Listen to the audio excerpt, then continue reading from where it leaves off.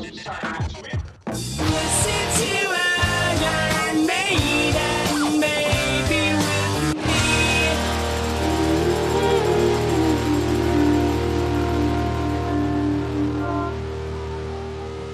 So it's recording this.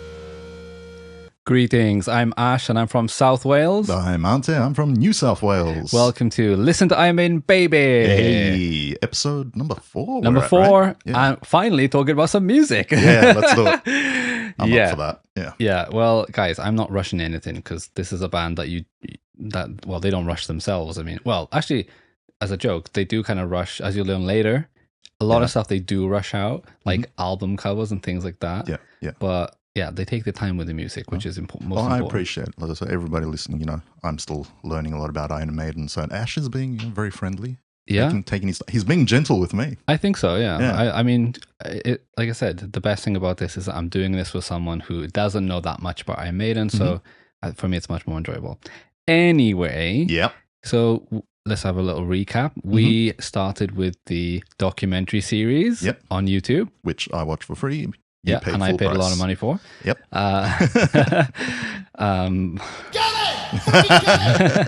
And yeah, so what's happening today is that we've hit the part of the documentary where they're talking about the first album. Why don't we just listen to the album? Let's have a listen. So this is it 1980? 1980, that's right. So I made first album, not featuring Bruce, which, so I'm sorry, mate, no safety blanket for you. I know. This is all right, going backwards, but it's a new Iron Maiden for me. That's right. Yeah. And it was for me too when I first heard it. Because like I said, when I first got into Maiden, the first thing I ever bought was a greatest hits album, which only had all Bruce songs and then 2 songs from Mr.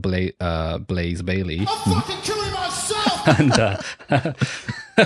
no Paul songs. You love Blaze. I love Blaze. Honestly, I love Blaze. I will defend Blaze to the end of the world. But yeah, it is a thing where I was like, oh, this is cool. There's another. But I had no idea that they had another single, their first 2 albums. Yeah, yeah. And then when I heard a live album, which is Rock in Rio, and they do some of the songs from the first album on there, but it's of course Bruce is singing them. So I didn't have any idea. And when I became a Maiden fanatic and I went out and bought all the albums, I put on the first and I was like, what the hell is this? Yeah. Like, what is this crappy, like, practice amp guitar sound? Right. But that was in the first song. But as it goes on, the charm, and I just fell in love with this album. I mean, spoiler alert. But yeah.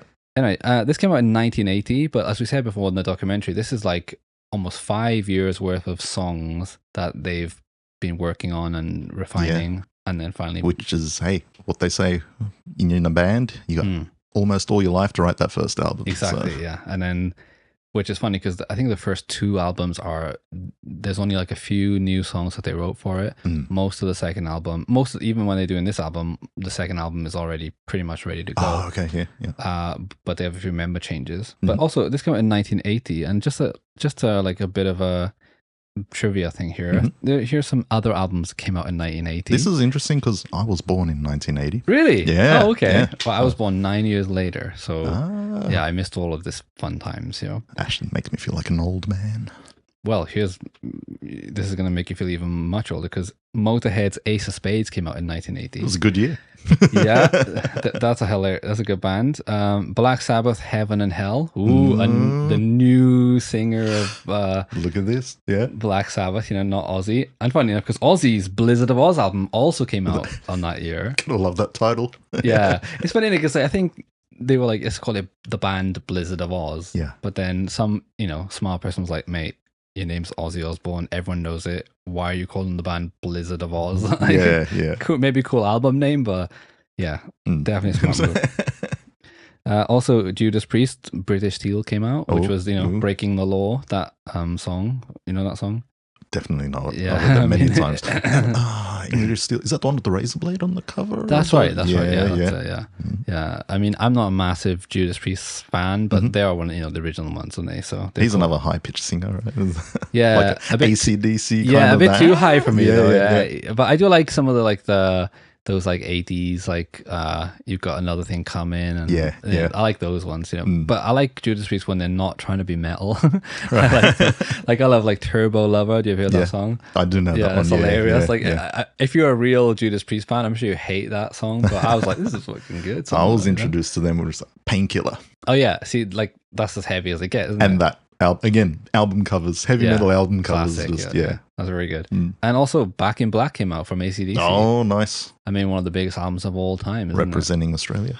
Thank you very much. How do you feel about like I'm not sure, like I know in AC/DC they call in Australia they call them Akadaka, yeah. Well, no, they call them Eva. Yeah. Oh, really? Okay. Yeah. So how do you feel about like Brian Johnson taking over from Bon? I mean, he's an Australian from Scotland or whatever. Yeah. But in Australia, was there any backlash, do you reckon? I know you weren't around. Yeah, I wasn't around then, but I'm sure there would have been. Yeah, just like right? anything, because that is a big change to the dynamic, the sound. Yeah, there's a palm up front, right? So, but I guess even me is not a massive fan, but I like my Akadaka. I'm fine with it. Yeah. Well, like I said, my dad is a massive fan. That's right. And one of the funniest things this funny experience of my life was when my dad discovered like Facebook groups. Oh. And he started joining like AC/DC Facebook groups.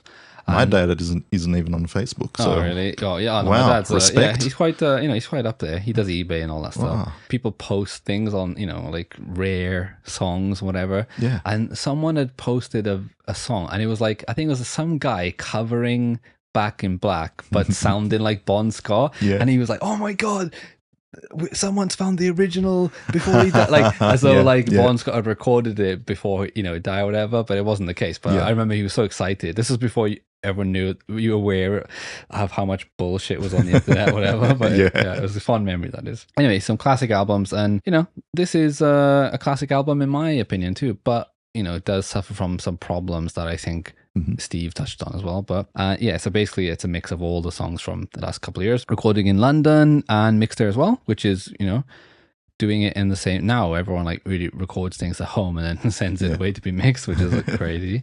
And the length is about 38 minutes. Keep an eye on that one in future, mate.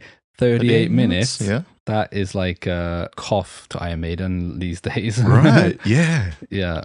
I mean, I know you haven't really listened to the new stuff, but a lot of the song, like as they go through progressive, about 5 albums in, they have one song which is like over 10 minutes, and it's like, it's a rare thing. And then after 2005, it's like every song is touching 10 minutes, and you're like, oh, it's a big journey, right? Yeah. But I'm not a hater, but anyway. Anyways, produced by a bloke called Will Malone. Okay. Yeah, basically he was a third choice though. I mean, after there was a guy they got whose mixes were just shit. Yeah. And then another guy who asked Steve to use a pick. Steve, can you, Here. yeah, here's a pick, because the flubby, because his bass sound is like sometimes it's quite farty, but yeah. he goes through like when he like different sounds that he's playing with it because of the strings as well. But sometimes it is a little bit borderline on farty, but I can see why someone would want him to do a pick, because with metal music, usually using a pick, you can get that attack to it. That's true. But it also brings up more of a treble sound. Yeah, to exactly. it. Yeah, I would have loved to have been there and seen his face. Yeah. Right. Mate, do you mind? Like that. I mean, using your fingers is cool. I mean, respect, man. I mean, you get respect with all the other musicians, like. But can you just be a normal person and use a pick? Ooh. Yeah. Anyway, so all right, let's listen to what they say about Little Will. Honestly, can't remember how we came up with Will. Anyway, he didn't do Sodom on that album. He just sat at the end of the desk with his feet up, reading, whatever paper or magazine he was reading at the time, puffing, wandering away, and becoming all excited in the first album. What do you think of that take then, Will? I think you could do better. And he'd go back to his paper. Okay. Now I will, in defense of Will, right? Yeah. Now, if I said to you, what is a producer? What does a producer do?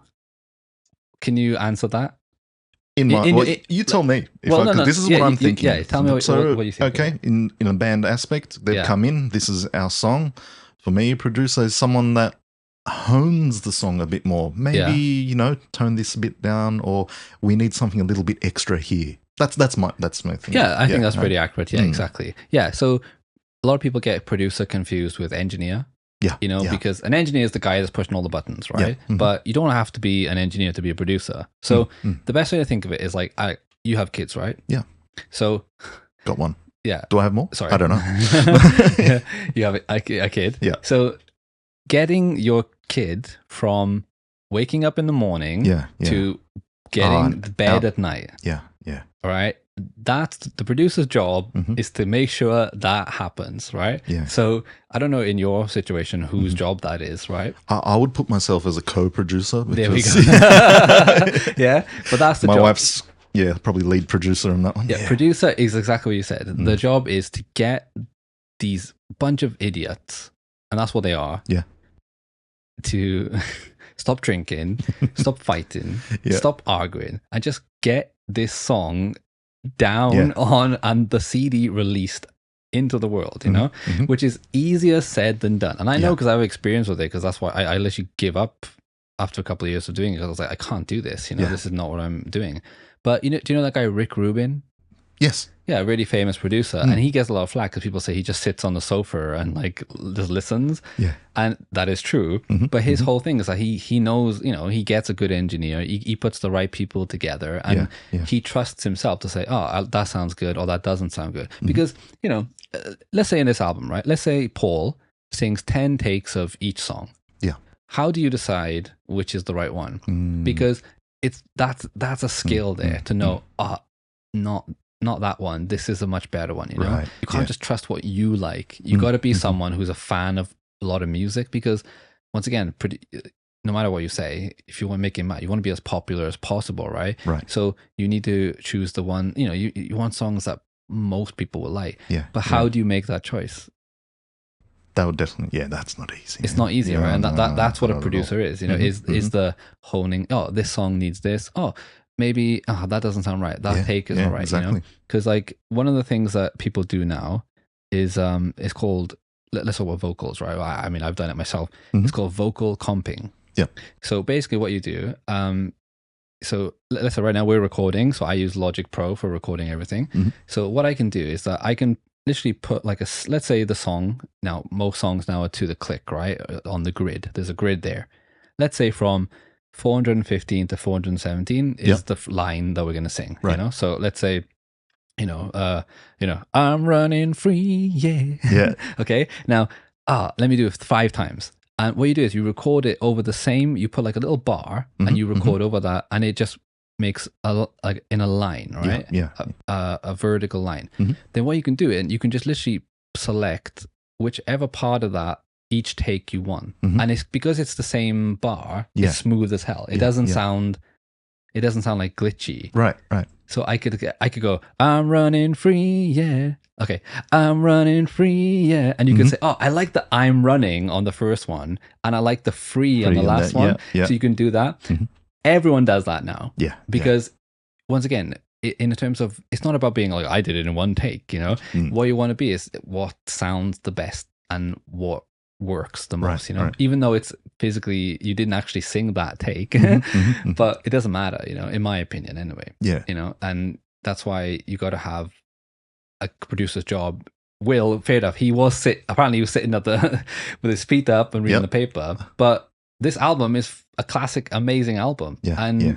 you know, he's the one who signed off on it. Mhm. And you know, maybe he didn't do a lot of like, you know, fiddling with buttons, whatever. Yeah. But I defend Will, because once again, maybe the guitar tones aren't that great, but it's still a brilliant album. Putting it that way, in that perspective, Yeah. you know, I can totally get you.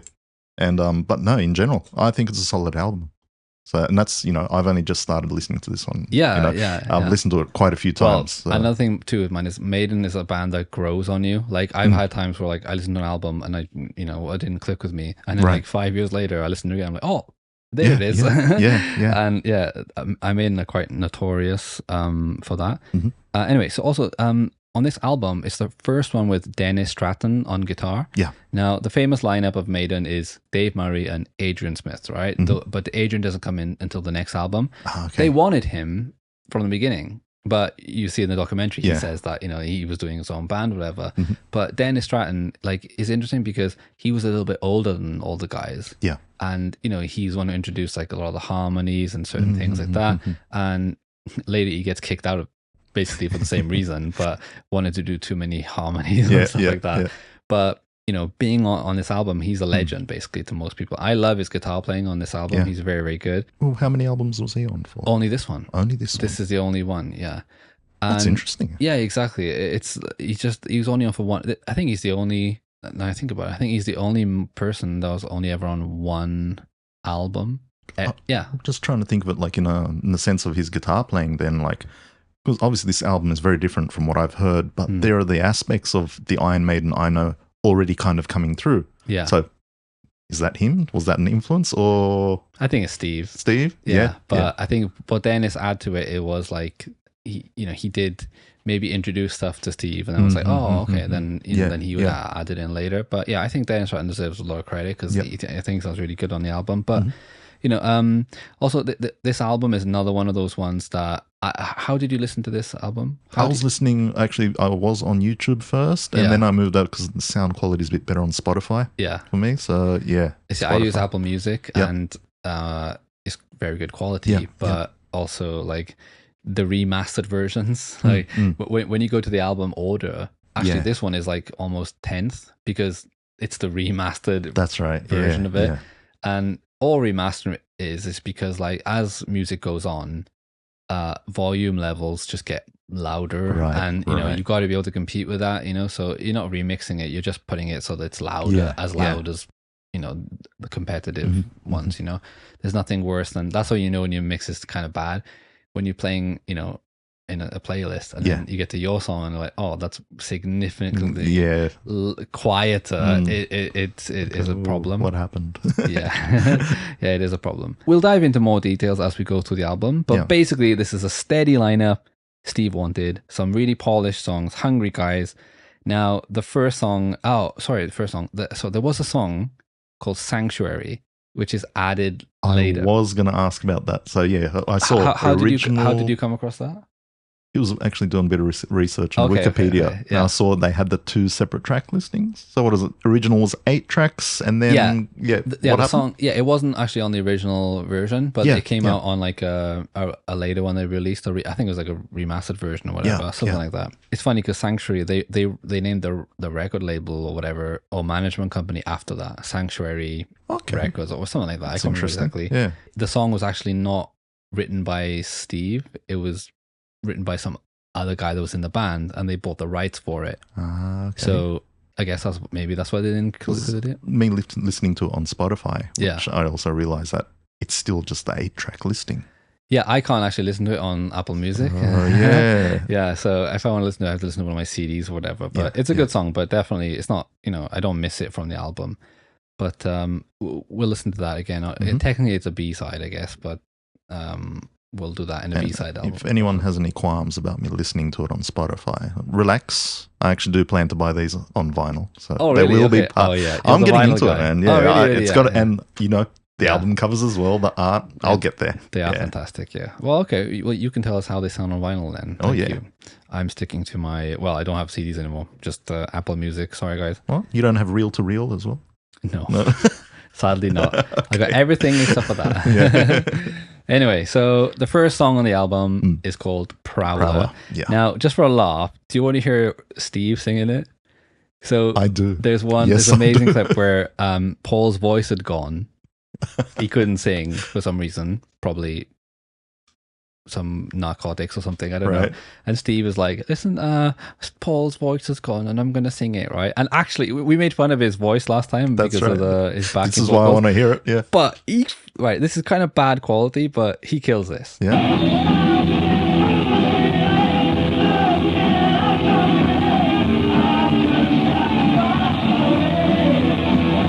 He's playing bass too. I didn't expect that.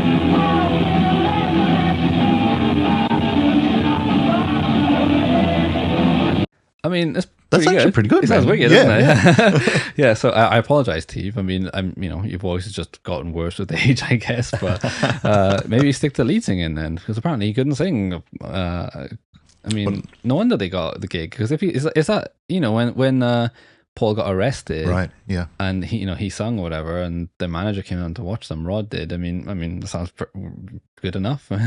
It wasn't that bad No, then, I it's guess. pretty Right? good, right? Yeah. Actually, Bruce recorded this as well.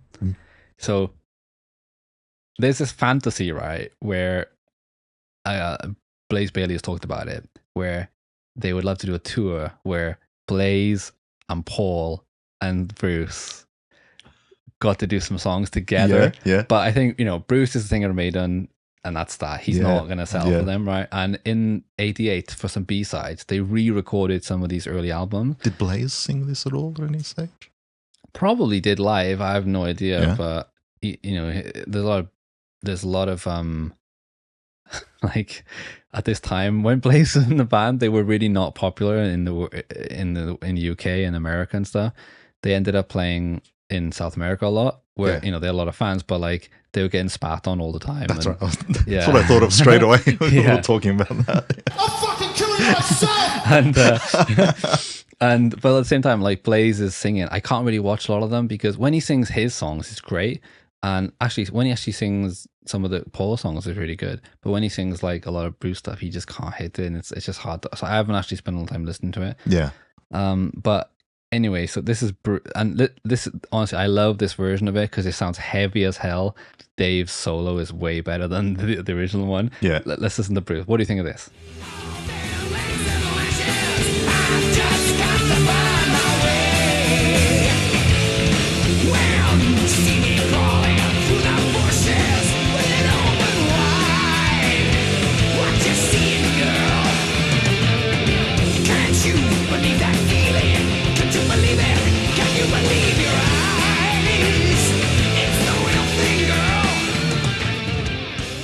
Okay, I have to stop there because hearing Bruce say "It's the real thing, girl" kills it. Yeah. I'm really into it until I hear that part. Yeah. The guitar sound great, production's awesome on it, but as soon as he says, I quite like the sound of that though. it But does, yeah, good. It does sound just- good, right? Yeah, yeah. That's what Steve imagined the guitars to sound Yeah, like instead yeah. of the Fender 15-watt amp that they used on this Right, one. right. It's like, man, Bruce is awesome, but once again, I've only ever heard the original one, and that's one I listen to the most. And I just, I love Bruce doing those songs, but a lot of people agree with you that Paul owns these songs, and it's very difficult. I'll give it to him too.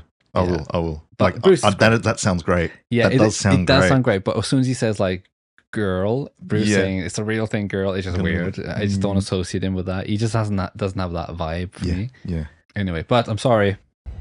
There can be only one. Yes, come on, Paul. This is what we're talking about. Sorry, Bruce, you can't say this the real thing, girl. There we go. Go on, Dave. If Dave married the Nelson bassist, even though I do prefer the other one. Yeah. I don't know, Ash, you're pretty torn about this one, aren't you? Yeah. Now, I know this is probably infuriating a lot of fans right now. We just started an album review by listening to anything other than the actual song we're reviewing. Right. But that's what I'm talking about, is because I love the world of Iron Maiden around the music, like I love all the drama. The and stuff. law. That's the word, the law, yeah. Spelled Lore. That's right. Yeah. But I love all that, and like For our non-learned listeners out there. Prowler, all written by Steve Harris, okay? And I'm pretty sure that if you're going to start your album off, maybe not the best to start it off with a song about a guy hiding in the bushes, waving his willy around. Like, maybe, it's a good opener musically. Yeah, musically, that's a great intro. Yeah. And I don't want to be pedantic or anything like that, but technically a Prowler wouldn't be hiding in the bushes. He would be like chasing girls around and waving it around, wouldn't he? Yeah, like wiping it on their leg and stuff like that. Yeah. But you got a lot of detail in this, Ash. Well, it's kind of... You're saying something. Well, huh? No, I'm not saying that. No, No, I'm but listen, whenever I say things like this, I didn't say it, but I do have a friend whose name is also Ashley. And okay. he told me all about this kind of stuff. And I don't know if you're joking. it's funny because like the way he tells me is so detailed that it's almost like I was there myself, you know. And it's just a coincidence that we have the same name. Right. It's not that just in case I like muddle up and use my own name instead and confuse the story. That's not the answer at all. Oh, no. But no, yeah, I have no experience with this now. But yeah, I mean, Jesus Christ. I mean, this song is amazing, right? I think it's class, and it is funny that it's about a guy in the bushes, you know, whatever. Going back to the documentary when that guy was what's his name, the DJ that pretty much told him to go get fucked. Yeah. When he putting that on and listening to that, you could understand why he was like, oh whoa. Yeah. Because it does. It hits, right? And I love the intro because like it starts off with that, like, listen, like when they talk about production, the album sounds great because the songs are great and the performances are great. Right. But technically, the guitar tone is pretty rubbish, you know. If you're talking about like, if we're being really nerdy and saying like, oh, guitar tone, whatever. But when it starts off the it does sound a bit crap. But then I love that you can hear the other guitars like feedback ready. It sounds live as hell. Yeah. And I love that part. And then when it all kicks in, it all blends together and it sounds great, you know. Yeah, it's got this enough level of rawness. Yeah, exactly. And people love the raw sound, and like, I mean, God, it's like that's the whole thing that people say about this album. It's like it sounds raw and it's just not polished. Whereas, you know, later Maiden is very polished, and you know, which I can understand why some people are like, no, that's the album. That's it. Exactly. That's my Iron Maiden. It's very different, right? 100%. I mean, I have the same thing with like, there's a few bands like I'm like that.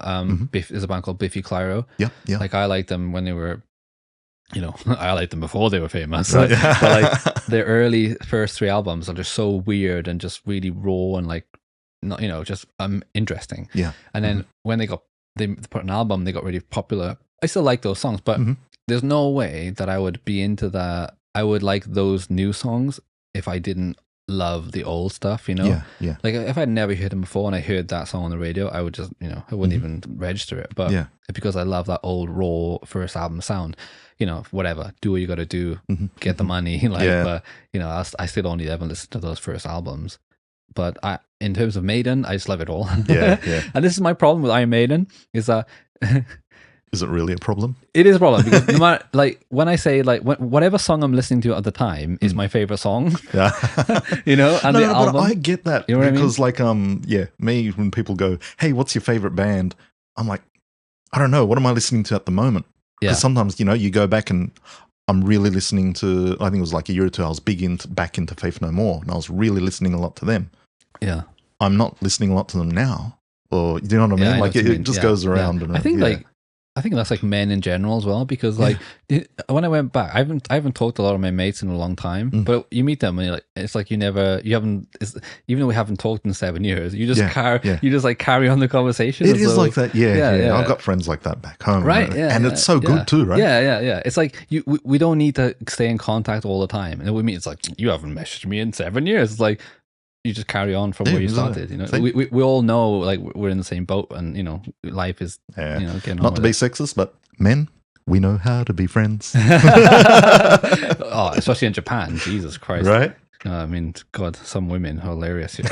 Like talk about like even the dramas and stuff here. Like you laugh like I remember, like, so I used to watch the dramas because they're easy Japanese to help me study, and there's so many of these dramas that could be fixed by just going, oh, I'm not interested in her, by the way. And, or like, oh, by the way, like, I like you. Yeah. It'd just be solved by a thing that in Australia or bang UK. To the credits. Yeah, exactly. Yeah, like it's so frustrating. Like this can only be a drama in Japan where everyone's so shy and so socially awkward that this doesn't work. I mean, I'm a shy person, but there are levels. Come on, people. The levels here are mad, like, you know. Anyway, but yeah, also, man, like the production in Iron Maiden, right? Because it's the thing about recording. So Iron Maiden playing standard E, right? And during this time, and actually even still now, you can hear every instrument that's being played with Iron Maiden. Like you can hear the guitar, the bass, clearly. Even, and it doesn't sound like, you know, separate. It does sound quite balanced, you know. Right. Yeah. The only thing about production wise with old records is drums. like modern metal and rock, Yeah, like the yeah. kick and the snare is like punching you in the face. Yes, that's so true. Yeah, Where the old ones, the drums were just like in the back kind of thing. Yeah, Like yeah. you can hear them, but they weren't. They're not as punchy, you know. And not as much, and then more high end kind of yeah, a lot of high, tinniness to it. yeah, But, a lot of tinny, yeah. but that's what it was back then, right? Exactly. Yeah, and like also in this album too, like it's the first album recording, right? So they haven't really got into like doing overdubs, whatever. Like for example, like when you're doing a solo, even though you got two guitar players, what you do usually is you would record one. I would, let's say I'm the rhythm guitar player. Yeah. I would record the rhythm, and then that would be panned to the left, and I would do a double, and then that's panned to the right, and then the solo goes in the middle, and it just sounds full. But during this time, they just have the one guitar playing the rhythm on the left and the solos on the right, and it's charming. It's quite charming. I love listening to these old things where there's a lot of space and not everything's filled with noise. Yeah. I mean, God, Steve found a keyboard and a synth, and like any little bit of second of audio he fills with a synth, you know. Oh, don't get me started. Hey, Bruce is the one who said you can't play heavy metal with synthesizer. Steve was in the back going, no, you can. And oh God, yeah. But anyway, this song, like you can tell that Steve Harris is a big prog metal fan, you know, and like which, you know, prog music can be quite wonky and wanky, you know, but he knows when to rein it in. They do have a lot of switches, like, you know, in the song, like he'll go from it's not all the time, it's not a time signature, it's more like a tempo, or like just the way that they're playing it, you know, nothing too crazy. Yeah, right. Yeah, Maiden are not prog band, right? But they are doing things that prog bands would do, just not as like technically, you know, even just touching on it. Yeah, exactly. And still keeping it as a song, you know, like, and cause, like I'm the same. I love songs. I want to hear a song. I was going to say, that's what we were talking about last episode, where, the structure, like it's there, and it's a little bit of a journey, a bit of a change. And there's a few like interludes, whatever, but it's only like a few seconds and it comes back, you know. So, I mean, I think Steve should listen back to this album, because I think he's forgot how to do that now. Right. You will see, my friend. Yeah. Where, like, do not listen to any new stuff, right? I'm going through it. Keep on the journey, right? Because it's actually quite a fun experiment for someone like you who is a rock fan. It's not like one of the most popular things on YouTube is reaction channels. Hip hop guy reacts to metal song. Yeah, right. You know, and those are cool because the guys are like, you know, it's you're like, wow, I didn't even, you know, it's interesting to watch because they've never heard metal before. But when you are a metal fan like yourself, your favorite band is Tool, you know, so impressing a Tool fan is quite a hard thing to do. Yeah. So it is quite an interesting thing to do. And also in the song they use like a wah pedal, you know, wah pedal, you know, that thing that's on Kirk Hammett's foot all the time. You know, it's funny, they must have seen one in the studio and been like, you know, oh, can we try it? He walks around with one, does he? Yeah, it sounds like it. You know? No, I'm joking, but they must have been in the studio, because they don't actually use wah pedal on anything in the future. Really, I can't think of anything really.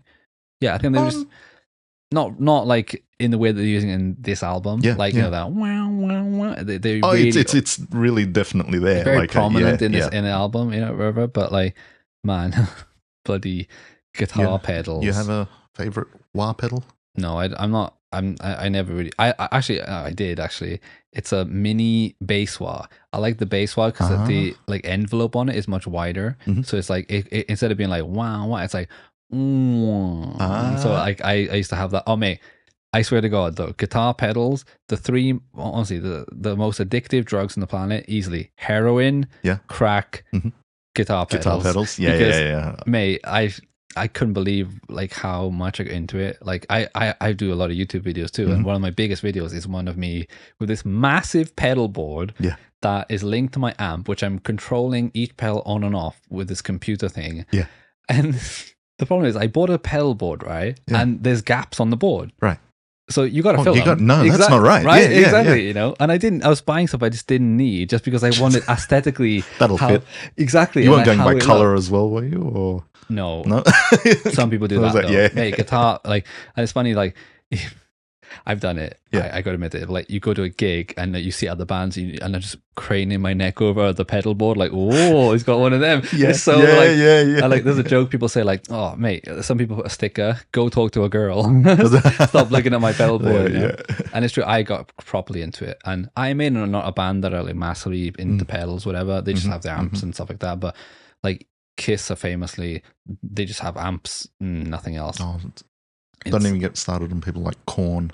Yeah. Oh, there you go. Yeah. No, massive pedal boards, pedals whatever. Yeah. and But that, it works for the sound. But like at the same time, like, oh my God, when you go down the pedal board rabbit hole, it gets expensive. I went through that one stage. I'm a reformed addict. Okay, yeah. So, Well, yeah. I just got over it. Yeah? I went fully digital and haven't looked back since. I've just got myself just a big, what is it, a pod? I forget what number it is. So it's just got everything in there. Oh, yeah, amp, yeah, one of the modeling. pods. Yeah, and you know what? Yeah. I can put my headphones in and I'm good Exactly. for now. They're good enough, man. And that's the thing. Like, let's keep on track. But I can talk for days about the difference. You could. I know you could. Whatever. Anyway, let's move on. Back to Iron Maiden. Yeah, Iron Maiden, who don't really use pedals, but suddenly are using a wah pedal on this first album. Yeah. And like I said, it does work for a lot of the songs because it makes it just sound like, because the guitar tone is a bit crappy, it does compensate for that in a lot of ways. Let's just say, guys, this podcast is not about, I'm not over romanticizing the band at all. Like, I like Iron Maiden, but I'm not like, oh my God, this song, the magic in the air. I wish I was in the studio. I'm not like that at all. All I care about is a good song. Do you know the lineup now of Maiden? There's 3 guitar players. No. So there's Steve, Bruce, Nico, who later comes on drums later. And then they have Adrian and Dave, and another guy, Yannick Gers. And what happened was Adrian left. Yannick came in, and then when Adrian came back, they were just like, "Oh, let's just we can't fire him. He's been holding us up for all the while, and he is good live, whatever." Yeah. But like my friend texted me once, like, guess what? Guess where I am? I was like, where? I'm in a pub. Guess who's here? I was like, because he knows, and we only talk about Iron Maiden. I was like, is it Bruce? And he's like, no, it's Yannick. I was like, oh, okay. And I was like, oh, that's a bit of a like, I was like, oh, never mind, because in my mind I was like, oh, okay, he's awesome, I love him, but if I had to meet anyone, he would definitely be the last, but you're ready to freak out. With that. But I was like, oh, never mind, yeah. I mean, I remember I met a girl once, and her friend was the daughter of, I think, Adrian Smith or someone like that. Oh, okay. And then I was like, oh my God. Hey, you became very attractive all of a sudden. It's funny how girls can do that sometimes. I'm thinking of driving 2 hours just to meet you right now. But by the way, what was your friend's name? Iron Maiden is not a fucking wine tasting band, I know you like Tool. Tool is a total bloody cork sniffing band, Yeah.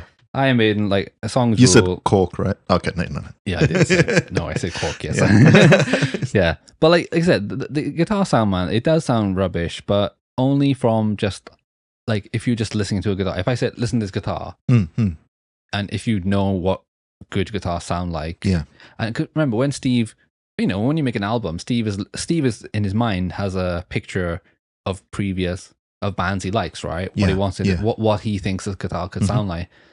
And that's not what it ended up sounding like. So that's why he was disappointed in the sound. But as a fan, you're like, it's perfectly fine. Yeah. I think it sounds great. Yeah, me too. But I see what he's saying when he says he doesn't like the guitar tone. It's just not what he was expecting. And and when you do your first album, you're not in any position to argue, really. That's true. Like you said, oh, what do you think about that? You are like, hello, Mr. Malone. How was that? You are very like that, but only later, when you get more, dominance, I guess, through album sales, things like that, can you do things. You got cred, you got a bit of power behind you. You got to be lucky in a lot of ways. I mean, look at Guns N' Roses, Appetite for Destruction. I mean, isn't that like one of the most perfect albums ever? And that's the first one. That's the first one. It's like, hang on, and how many albums do they really have? I don't know, not that many. There's one with spaghetti on it. Right? That's I have no idea. I'm not a massive fan. But I mean, it does, like... But seriously, who opens an album with a track about a guy wiggling his willy in the bushes? Like, oh, I do have a story though about that. About that? So, like, I have a band. I used to have a band here, but before my band now, I had a metal band, right? Yeah. And where we live, we drove down to Yamaguchi to do a gig in this place. It's an awesome live house, right? Yeah. And if you know anything about Japan, guys, Yamaguchi is where like mostly Yakuza things that they are from. That's the main hub, basically. And we were we got to the venue, we sound checked, and we're just walking around this little town, right? And then we walked past this ramen shop, and there was just this one guy in there. Yeah. And we just, went in there, and then he immediately starts talking to us. Anyway, he's like basically some old retired Yakuza guy, whatever, and he sees our tattoos and all that stuff, and he's like, oh, he's talking, whatever. And next thing you know, he just pulls his knob out. And he's like, look at this. He's got like a piercing on it. Okay. And we were like, Oh. fair dues. But like we just didn't expect that at all because in Japan, This is before or after you ate? I don't like ramen, see, so I didn't eat anything. No. You don't like ramen? No. Oh, okay. I don't think we ate there. We just talked to him. I don't remember exactly. I just remember this guy pulling it out and being like, okay, there we are. But it was shocked because meeting people who are that forward to you usually are only like the gangstery kind of type people anyway. You're right. Yeah. And this guy was like all retired, didn't give a crap about anything, was drinking and eating ramen like 2 o'clock He's in the reached afternoon. that age of I don't give a crap about it. It was hilarious. And then when we got to the venue, outside was a lowrider with like these other like gangsters guys there. They were a lowrider, and they let us take a photo with them. We took a photo it was so cool. It was sick as hell. I'll post that on the Instagram. They didn't flick their knobs out or anything. No, they didn't do anything like that, sadly. I did ask, but it didn't happen. Anyway, so no, nothing like that. But man, I think this is an amazing song, and like I really do you ever watch South Park? Yeah. Like, do you ever see that early episode when like that song Cartman says like, oh, I can't hear that song by Sailing Away by Styx because as soon as I hear it, I have to finish the whole song. Like he can't just hear a snippet. I'm like this with this album. Yeah. If one of these songs comes on shuffle, I'm like, oh, I gotta go and listen to the beginning and listen to the whole album because for me it's just a weird nostalgia. Even though I listened to it like the early 2000, mid 2000s or whatever. But it's not just that though, because I found myself my perspective on the album is the way the songs actually go together. Yeah, is its own little journey as well. It is. I think it is well. Like it just flows really nicely. And what do you think about Paul as a singer though? Like I said, it was a big difference going from Bruce to Paul. Yeah. So that first time I was like, Iron Maiden. Yeah. But okay, so this for me was not really a metal album. It's more like rock punk. Yeah, it is. And it is. Yeah. I thought it was great. I thought, it really just suited the whole feel I mean, of Steve always says like he hated punk or whatever, but it's like, mate, your album says otherwise. Exactly. It's not punky, but it does have those influences, and that's why it is quite popular among like the hardcore and like punk guys. And going back to it again, I can understand again those people that know this is my Maiden. Yeah, it is. Anyway, so all right, well. I think we'll just leave it there and carry on with Remember Tomorrow next week. Anyway, so which is quite a bit of a change when we go into that second track, Bring the mood down, guys. God, a bit early for, hey guys, I'm just going to slow things down a bit. Yeah. Anyway, wicked. Anyway, so you can follow us on Instagram and you can email us at listen to iamaidenbaby@gmail.com. Go to our Instagram, which is listen to Maiden, and there's a link on there to all our social media and whatever if you want to just comment on a picture and any comments. So we're hoping in the future anyone that chips in we'll add a section, just listen to feedback, whatever. Or if anyone says anything negative, we'll have that as well. I'm really looking forward to that too. No, feedback, comments. Your voice will be heard. Okay. Yes. So just leave us a comment or whatever, and email us with whatever you think. Because like I said, Iron Maiden is a band that everyone's got a story, everyone's got a thing about them if you are a fan, and I like listening to them, so please send us an email. And so we'll catch you next week, and we spent 1 hour on one track, sorry. And not listening to that track, sorry. But listen, everyone, Prowler is an amazing song. I love it. I also love the Bruce version. And next week is Remember Tomorrow, which is actually one of those songs that, even though it's not heavy as hell, it's actually the song that influenced so many other bands. I can see that. Like metal bands going forward, just by the fact there's got clean guitars and all that kind of stuff. Got a lot of feels. It does. Lovely song. And anyway, so we'll catch you next week. Yeah, cool. Thanks for listening, guys. Hurrah! Oh, sorry. Ta-ra!